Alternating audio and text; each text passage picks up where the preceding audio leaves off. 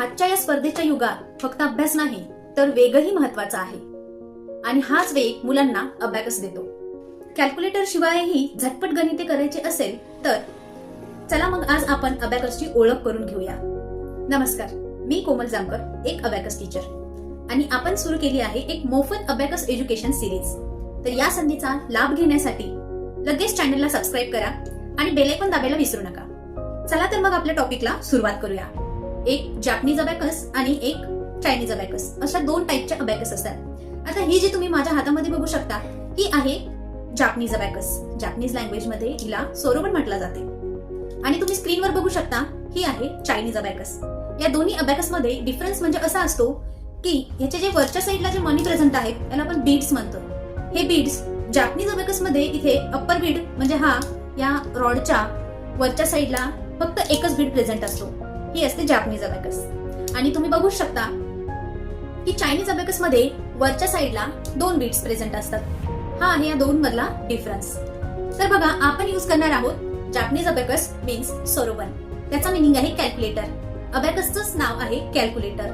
परंतु हे एक डिजिटल कॅल्क्युलेटर नसून हे आपण आपल्या हातांनी आपल्याला याच्यावरती आकडेमोड करायची असते. याची लेफ्ट साइड आणि राईट साइड अशा दोन्ही साइडना आपले दोन्ही हँड्स यूज करून याच्यावरती आपल्याला क्वेश्चन्स सॉल्व्ह करायचे असतात. चला तर बघूया आपण आपल्या अबॅकसचे बॉडी पार्ट्स. तर आपण बघू शकता ही जी फ्रेम आहे याला म्हटलं जाते outer frame. This is outer frame.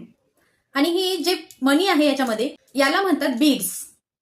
One Beed and many beads. तर हे जे बीड्स आहे याच्यामध्ये सुद्धा डिव्हिजन झालेलं आहे.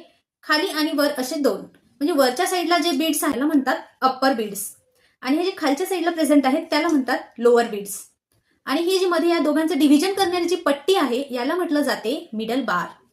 दिस is middle bar. Okay, understand नाव. मला आता इथे काही व्हाईट कलरचे डॉट्स दिसत आहेत त्याला म्हटलं जाते पॉइंटर.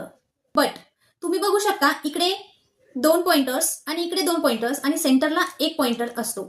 हा जो सेंटरचा पॉइंटर आहे याला म्हटलं जाते house pointer. This is our house pointer. तुम्हाला मी एक इमेज शेअर करते आहे.